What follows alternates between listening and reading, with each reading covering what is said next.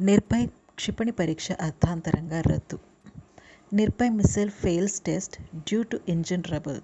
స్వదేశీ పరిజ్ఞానంతో తయారైన సబ్ సోనిక్ క్రూయిజ్ క్షిపణి నిర్భయ్ పరీక్షలో సోమవారం అక్టోబర్ 12 సాంకేతిక సమస్యలు తలెత్తాయి.